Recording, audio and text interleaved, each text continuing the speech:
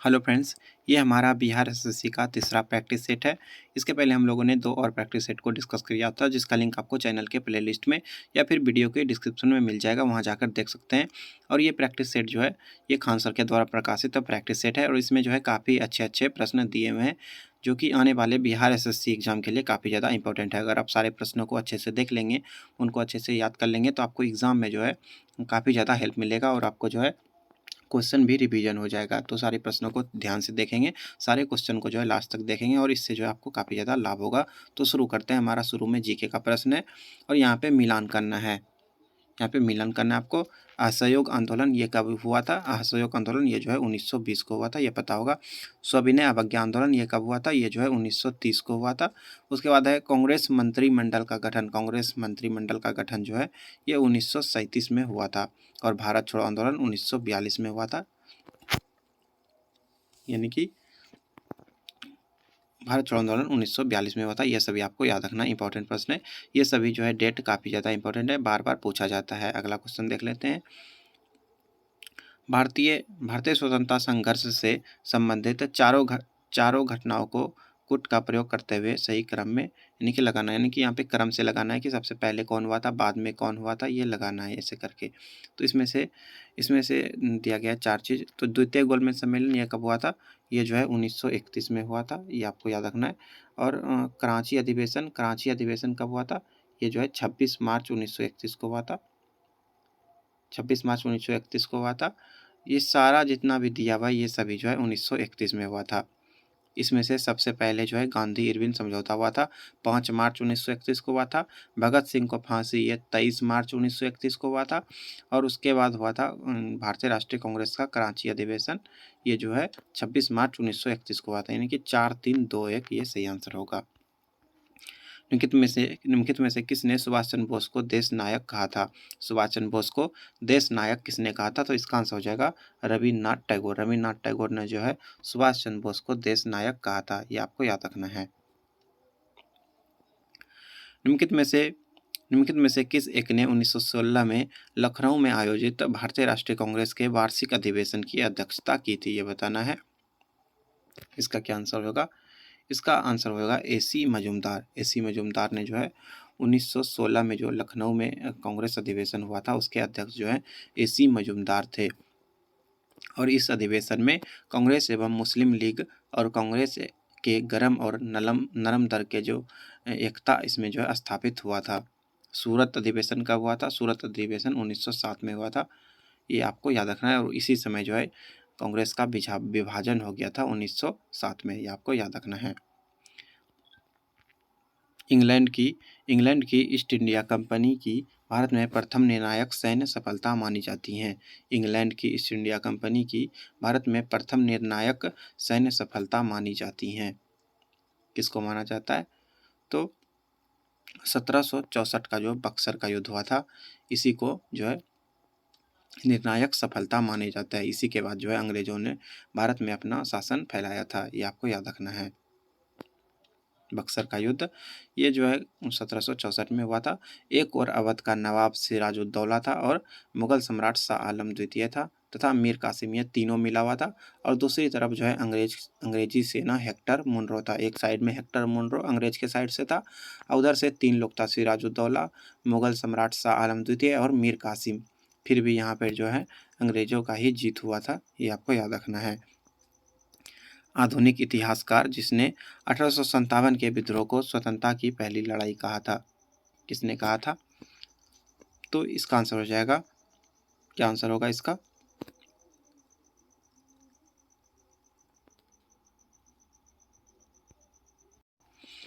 इसका आंसर होगा BD. Savarkar. BD. Savarkar इन्होंने जो है स्वतंत्रता आंदोलन जो हुआ था 1857 का, स्वतंत्रता का जो पहला लड़ाई हुआ था, उसको जो है स्वतंत्रता का पहला लड़ाई कहा था, ये आपको याद रखना है। किस विदेश यात्री ने भारत का दौरा सबसे पहले किया था? किस विदेश यात्री ने जो है भारत का दौरा सबसे पहले किया था, यह बताना है। इसका आंसर क्या होगा? तो सबसे पहले जो है वेनसांग ने जो है सबसे पहले भारत का दौरा किया था। हर्षवर्धन के समय में ये हुआ वेनसांग आया था, ये आपको याद रखना है। यहाँ पे फाहियान ये कब आया था? ये जो है चंद्रगुप्त द्वितीय के समय में आया था, जबकि मेगास्थनीज ये जो है चंद्रगुप्त मौर्य के दरबार में आया था 305 ईस्वी में। मेगास्थनीज 305 ईसा पूर्व में आया था, ये आपको याद रखना है। 305 ईसा पूर्व में, सॉरी ये सभी जो ईस्वी में है, सबसे पहले जो है मेगास्थनीज आया था, इसीलिए मेगास्थनीज इसका सही आंसर होगा। मेगास्थनीज सबसे पहले चंद्रगुप्त मौर्य के दरबार में आया था, ये आपको याद रखना है। अगला क्वेश्चन, न्यूमिस्मेटिक्स क्या है? न्यूमिस्मेटिक्स ये क्या है, ये बताना है। न्यूमिस्मेटिक्स ये क्या है? तो ये जो है सिक्कों और धातुओं के अध्ययन को जो है न्यूमिस्मेटिक्स कहा जाता है, ये आपको याद रखना है। अगला क्वेश्चन देख लेते हैं, यहाँ पे भी मिलान करना है। दास प्रथा का अंत कब हुआ था? 1562। तीर्थ यात्रा कर समाप्त हुआ था 1563 में। जाजिया कर की समाप्ति 1564 में हुई थी। और सूबों का पुनर्गठन ये 1580 में हुआ था, यानी कि 1 का 1, 2 का 2। ये पहला वाला ऑप्शन बिल्कुल सही है। ये सभी डेट आपको जो है याद रखना है, ये सारे जो है एग्जाम की दृष्टि से काफ़ी ज़्यादा इंपॉर्टेंट है। अगला क्वेश्चन यहाँ पे सुमेलित करना है, मिलान करना है।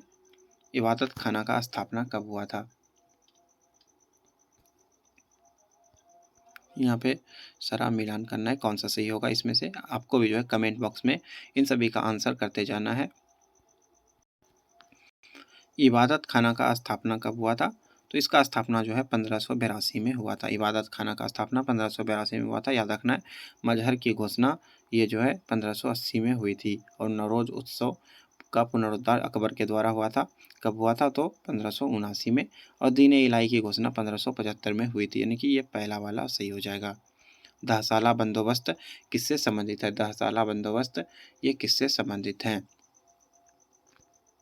अकबर का जो एक वित्त मंत्री था राजा टोडरमल, उसने राजस्व एकत्र करने के लिए जो है एक नया व्यवस्था शुरू किया था, जिसको दहसाला व्यवस्था कहा जाता था। ये आपको याद रखना है। ये किससे संबंधित है? ये टोडरमल से संबंधित है। टोडरमल ने ही इसको शुरू किया था। ये अकबर का जो है वित्त मंत्री था, ये आपको याद रखना है। किस मुस्लिम शासक के सिक्कों पर देवी लक्ष्मी की आकृति बनी है? किस मुस्लिम शासक के सिक्कों पर देवी लक्ष्मी की मूर्ति बनी है? इसका आंसर होगा मोहम्मद गौरी। मोहम्मद गौरी जो है इनके सिक्का पर जो है एक तरफ शिव और बैल का आकृति तथा दूसरी ओर जो है लक्ष्मी जी का आकृति था। कुछ पे जो है लक्ष्मी का आकृति था और कुछ पे घोड़ा वगैरह का भी था, और एक ऐसा भी था जिसमें जो है पृथ्वीराज भी लिखा हुआ था। ये आपको याद रखना है। अलाउद्दीन खिलजी जो है इनके जो सिक्के थे उन पर कलमा कलमा लिखा होता था, या फिर सुल्तान का नाम होता था, यह सभी लिखा होता था।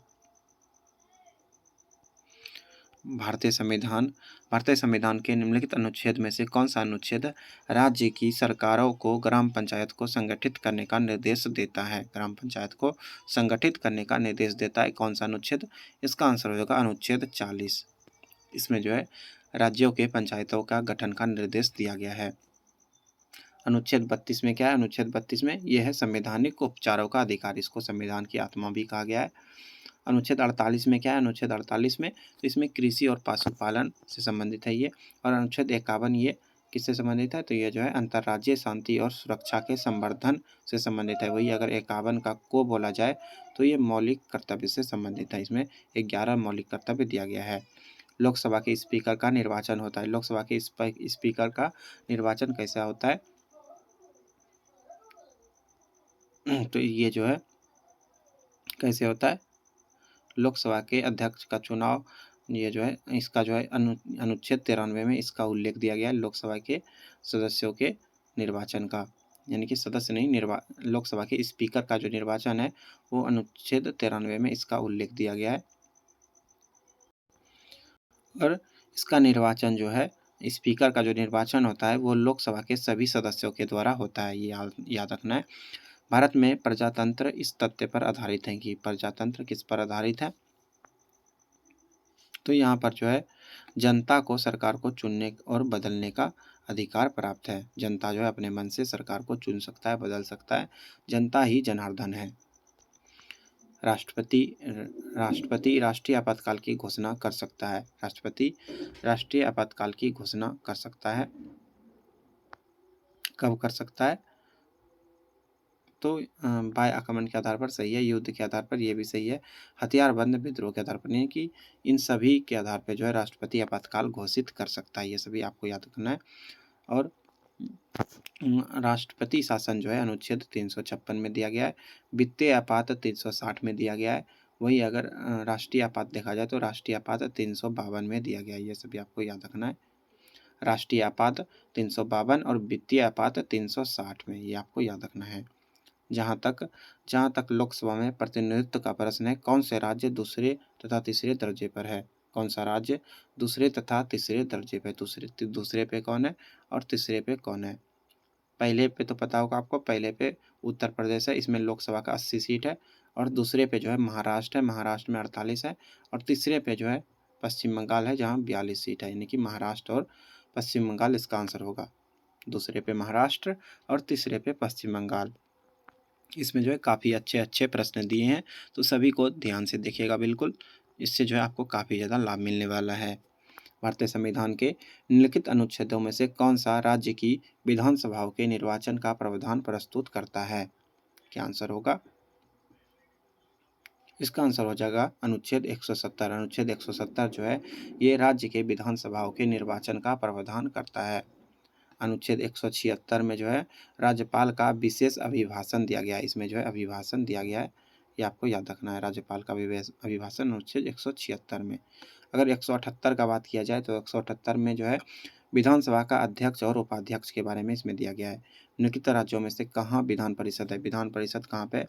तो वर्तमान में विधान परिषद जो है मात्र 6 राज्य में है। कौन कौन सा है?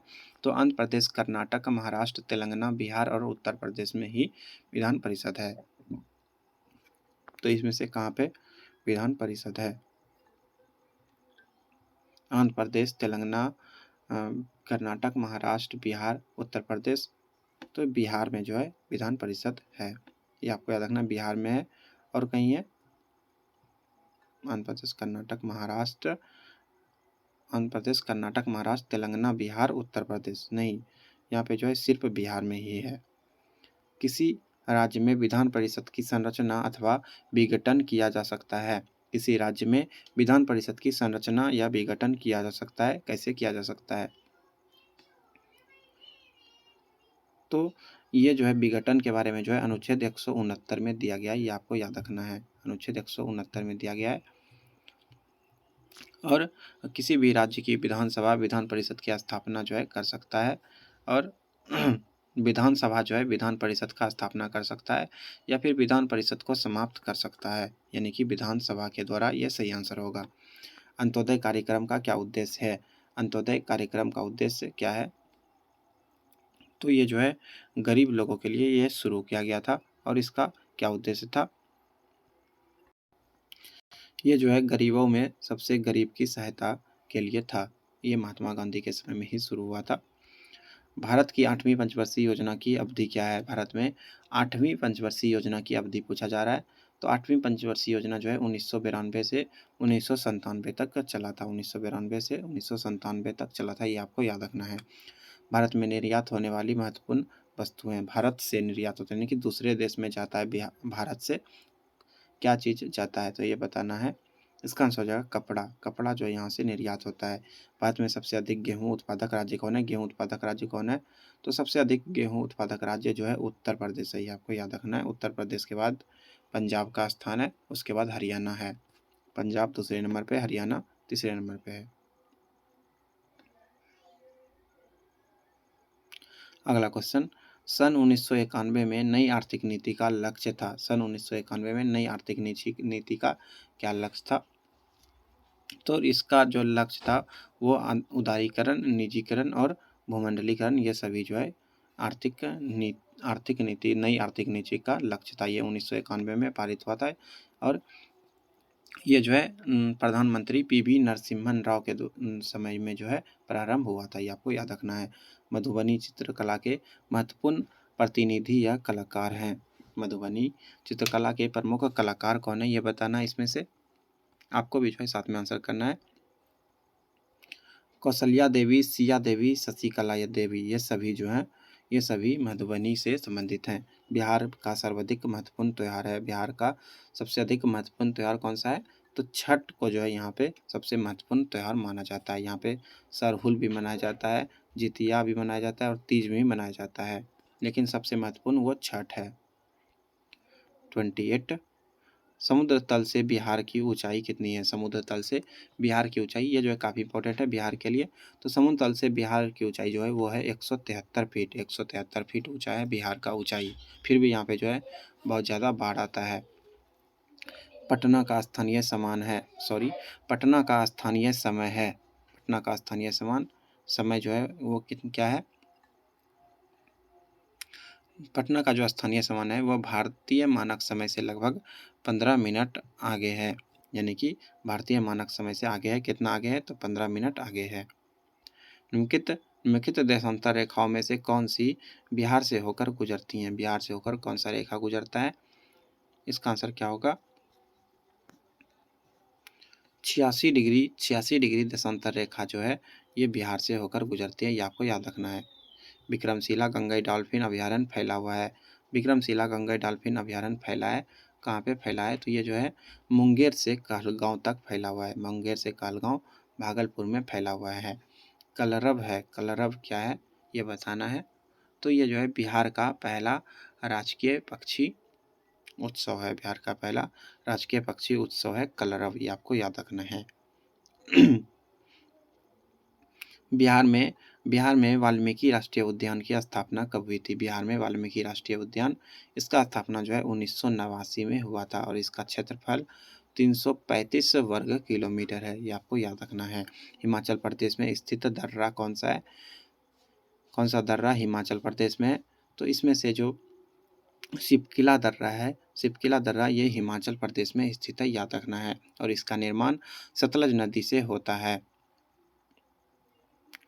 नाथुला दर्रा ये कहाँ पे है? नाथुला दर्रा तो ये जो है सिक्किम राज्य में स्थित है और ये काफ़ी ज़्यादा ऊंचा। जोजिला दर्रा ये कहाँ पे है? जोजिला दर्रा तो ये जो है लद्दाख में स्थित है और यह श्रीनगर और लेह के बीच रास्ता बनाता है, ये आपको याद रखना है।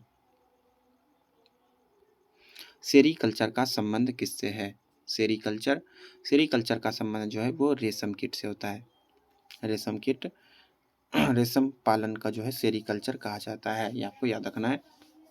मधुमक्खी पालन को क्या कहते हैं? मधुमक्खी पालन को जो है एपीकल्चर कहा जाता है। मछली पालन को पीसी कल्चर कहा जाता है, याद रखना है।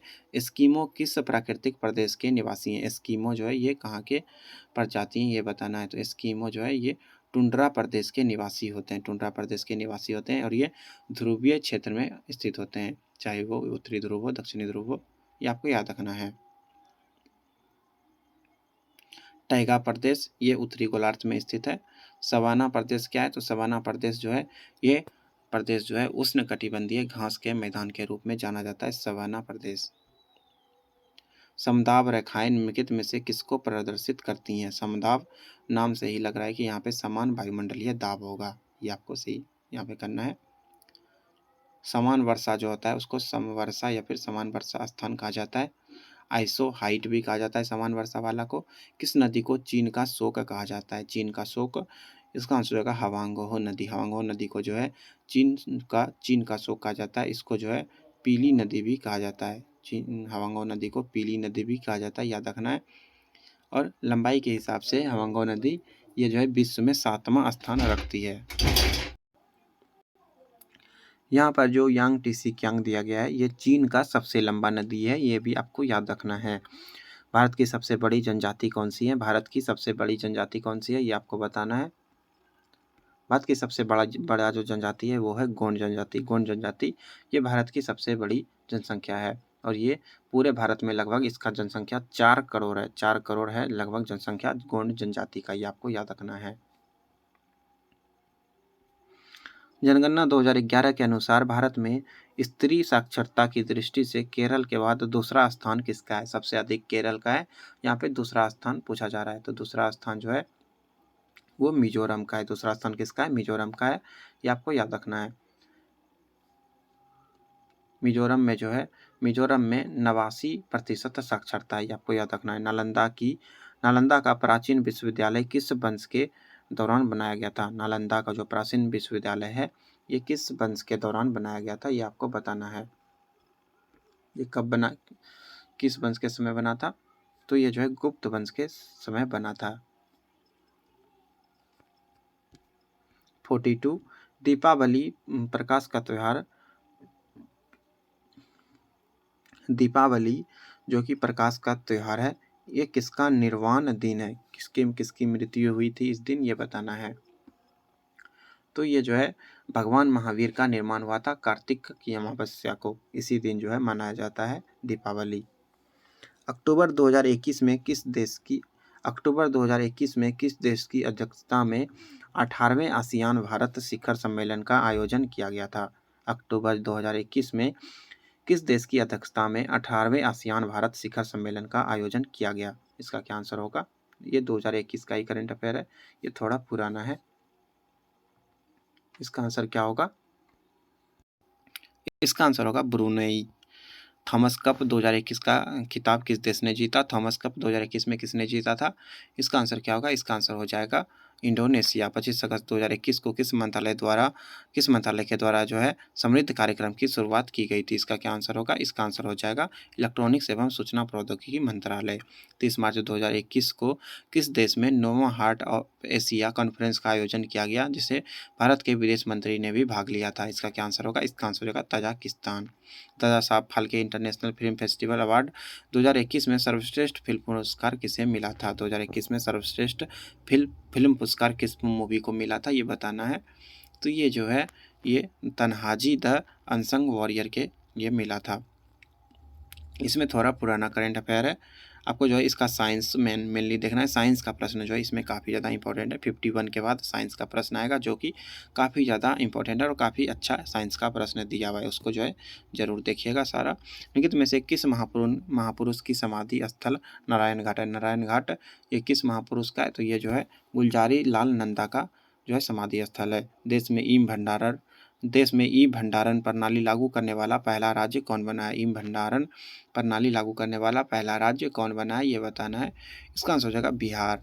बिहार में गंगा नदी के किनारे कुल कितने जिलों में जैविक कॉरिडोर स्थापित किया जा रहा है? बिहार में गंगा नदी के किनारे कुल कितने जिलों में जैविक कॉरिडोर स्थापित किया जा रहा है? इसका आंसर क्या होगा?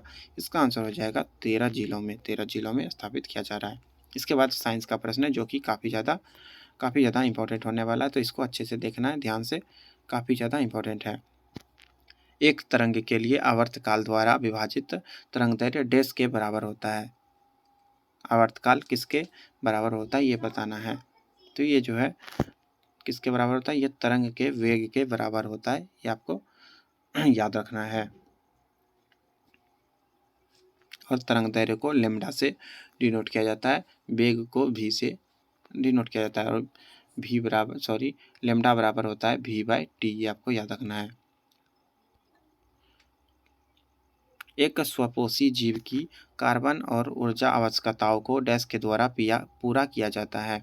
एक स्वपोषी जीव की कार्बन और ऊर्जा आवश्यकताओं को किसके द्वारा पूरा किया जाता है, ये बताना है। इसका आंसर होगा प्रकाश संश्लेषण। प्रकाश संश्लेषण के द्वारा पूरा किया जाता है।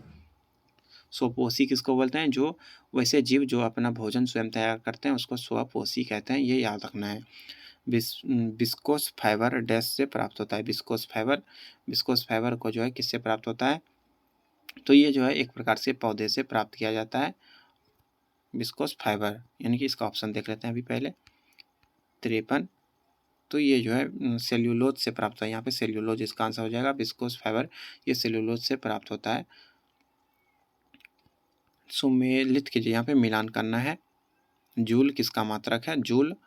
जूल यहाँ पे किसका मात्रक है? जूल जो है ये कार्य का मात्रक होता है। एम्पियर किसका मात्रक है? एम्पियर जो है धारा का मात्रक होता है। वाट किसका मात्रक है? वाट जो है सामर्थ्य का मात्रक होता है। वोल्ट किसका है? वोल्ट विभवांतर का है। कैलोरी ऊष्मा का है, ये आपको याद रखना है। तेल का एक बैरल निम्नलिखित में से लगभग कितना लीटर होता है? तेल एक बैरल में कितना लीटर होता है, ये बताना है। तो एक बैरल में जो है लगभग 159 लीटर होता है। 159 लीटर होता है, ये आपको याद रखना है। और एक बैरल में 42 US गैलन होता है। पेंडुलम घड़ी तीव्र गति से चल सकती हैं। तीव्र गति से कब चल सकती हैं, ये बताना है। तो शीतकाल में जो है ये तीव्र गति से चल सकती है, क्योंकि शीतकाल में पेंडुलम की लंबाई घट जाती है। जितना ज़्यादा पेंडुलम का लंबाई बढ़ेगा, इसका जो है गति वो कम होगा। जब कोई जहाज नदी से सागर में घुसता है तो क्या होता है, नदी से सागर में अगर घुस रहा है तो क्या होगा, वो जो है कुछ ऊपर की ओर उड़ जाएगा। क्यों ऊपर उड़ जाता है? क्योंकि सागर का जो है घनत्व जो होता है, सागर के जल का जो घनत्व होता है वो अधिक होता है। मोबाइल तथा ऑटोमोबाइल ने भारतीयों, विशेष रूप से ग्रामीण क्षेत्रों के लोगों के सामाजिक जीवन में निम्नलिखित में से किसके संबंध में से एक क्रांति ला दी है? किसके संबंध में क्रांति ला दी है?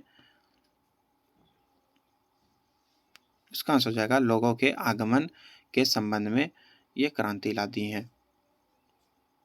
और एक दूसरे के जुड़ाव के संदर्भ में भी क्रांति लाई है, और लोगों की संवेदनशीलता के संबंध में भी क्रांति, यानी कि सभी चीज़ में जो है मोबाइल फ़ोन से काफ़ी ज़्यादा क्रांति आया है। तो इसमें पहला, दूसरा, तीसरा तीनों सही है। ये तो आप खुद से भी कर देंगे, ये ईज़ी प्रश्न था। बत्ती वाले स्टोव में केरोसिन के बत्ती में ऊपर चढ़ने का क्या कारण है? तेल जो है उस बत्ती में ऊपर कैसे चढ़ता है, ये बताना है। तो ये जो है पृष्ठ तनाव के कारण होता है, और इस क्रिया को जो है केशिकत्व क्रिया भी कहते हैं। केशिकत्व के कारण जो है केरोसिन ऊपर चढ़ जाता है। वस्तु की मात्रा बदलने पर अपरिवर्तित रहेगा। वस्तु की मात्रा अगर बदलेंगे तो क्या जो है अपरिवर्तित रहेगा, यानी कि नहीं चेंज होगा। इसका आंसर होगा घनत्व। घनत्व जो है ये मात्रा पे डिपेंड नहीं करता है। घनत्व मात्रा पे डिपेंड नहीं करता है, याद रखना है। आधुनिक आवर्त सारणी में तत्वों को डैश के अनुसार व्यवस्थित किया गया है। तत्वों को किसके अनुसार व्यवस्थित किया गया है? इसका आंसर हो जाएगा तत्वों को जो अभी वर्तमान में परमाणु संख्या के अनुसार व्यवस्थित किया गया है।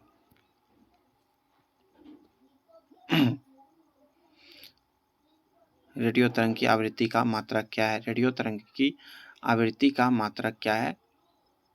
तो हर्ज जो है, हर्ज, ये जो है रेडियो तरंग की आवृत्ति का मात्रक होता है। एंगस्ट्रम किसका है? एंगस्ट्रम तरंग दैर्ध्य का है। यहाँ पे फर्मी ये किसी से नहीं है।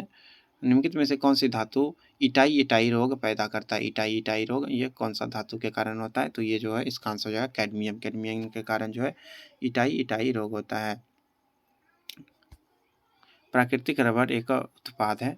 प्राकृतिक रबड़ जो है ये पौधे के द्वारा होता है। इसका रासायनिक नाम क्या है? प्राकृतिक रबड़ का रासायनिक नाम पूछा जा रहा है। इसका नाम होता है लेटेक्स। लेटेक्स इसको बोला जाता है। पौधे के रस, रासायनिक नाम पौधा का रस, या फिर इसको लेटेक्स भी बोला जाता है। इसका आणविक सूत्र जो है ये C5 और H8 होता है। C5H8 इसका रासायनिक सूत्र होता है, ये याद रखना है। इलेक्ट्रॉन वहन करता है। इलेक्ट्रॉन वहन करता है, तो इलेक्ट्रॉन में जो है ऋण आवेश होता है, ये आपको पता ही होगा। इलेक्ट्रॉन में कौन सा आवेश होता है? इलेक्ट्रॉन में ऋण आवेश होता है। 1 यूनिट ऋण आवेश। लोहे की वस्तुओं में जंग क्या लगने से लग जाती हैं? लोहे की वस्तुओं में जंग क्या बनने से लगता है? इसका आंसर क्या होगा? तो फेरिक हाइड्रोक्साइड के कारण लगता है। फेरिक हाइड्रोक्साइड ये सही आंसर होगा। शरीर में यूरिया का संश्लेषण होता है। यूरिया का संश्लेषण कहाँ पर होता है, ये बताना है। यूरिया का संश्लेषण तो यूरिया का संश्लेषण जो है वो जो है कहाँ पे होता है? यकृत में होता है। यकृत बोलिए या फिर लीवर बोल सकते हैं। यहाँ पे यूरिया का संश्लेषण होता है। किडनी जो है रक्त को साफ करता है, याद रखना है। रक्त क्या होता है? रक्त संयोजी उत्तक होता है। कीट का उत्सर्जी पदार्थ है। कीट का उत्सर्जी पदार्थ क्या है? कीट जो होता है वे उत्सर्जी पदार्थ के रूप में क्या बाहर निकालते हैं? तो इसका आंसर हो जाएगा यूरिक एसिड। यूरिक एसिड सही आंसर होगा। सभी कीट होते हैं। सभी कीट क्या होते हैं, ये बताना है। तो सभी कीट जो होते हैं वो यूरिकोटेलिक होते हैं। यूरिकोटेलिक होते हैं, ये आपको याद रखना है, इस वर्ड को, यूरिकोटेलिक। सांस लेने में ऐच्छिक विषयों के लिए सांस लेने में ऐच्छिक विषय के लिए इम्पल्स प्रारंभ होता है। इम्पल्स प्रारंभ कहाँ से होता है, ये बताना है। तो इम्पल्स का प्रारंभ जो है ये मेडुला से होता है। इम्पल्स का प्रारंभ मेडुला से होता है। सेरेब्रम क्या है? तो सेरेब्रम ये मस्तिष्क का सबसे विकसित भाग होता है, और ये जो है इच्छा शक्ति, ऐच्छिक क्रियाओं को जो है नियंत्रित करता है। एक सामान्य मनुष्य 1 मिनट में सांस लेता है। 1 मिनट में कितना बार सांस लेता है, ये बताना है। तो 1 मिनट में जो है 14 से 18 बार सांस लेता है। निम्नलिखित में से किसके अधिकतम पैर होते हैं? किसके अधिकतम पैर होते हैं? इसका आंसर क्या होगा? तो सहस्त्रपाद जो है ये इसके अधिकतम पैर होते हैं, ये याद रखना है। और ये सभी जो है ऑर्थोपोडा जितना भी प्राणी होता है उसमें ज़्यादा पैर होते हैं, यह याद रखना है।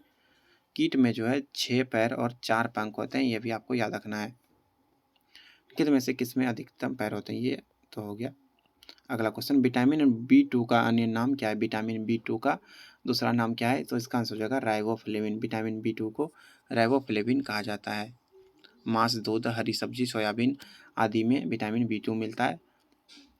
और त्वचा फटना, जीभ का कटना, बाल का झड़ना, ये सभी जो है इसके कमी के कारण होता है, विटामिन बी 2 की कमी से। लोहे की कमी से कौन सा रोग होता है? लोहे की कमी से कौन सा रोग होता है, ये बताना है। लोहे की कमी से जो है क्या होता है? लोहे की कमी से जो है रक्त अल्पता, ये बीमारी होता है।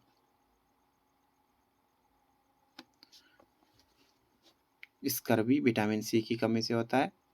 गोइटर जो होता है ये आयोडीन की कमी से होता है। और पोलियो क्या होता है? तो पोलियो जो है एक वायरस से होता है। और पोलियो का दवा भारत में मुफ्त में दिया जाता है। ये सभी बात को आपको ध्यान में रखना है।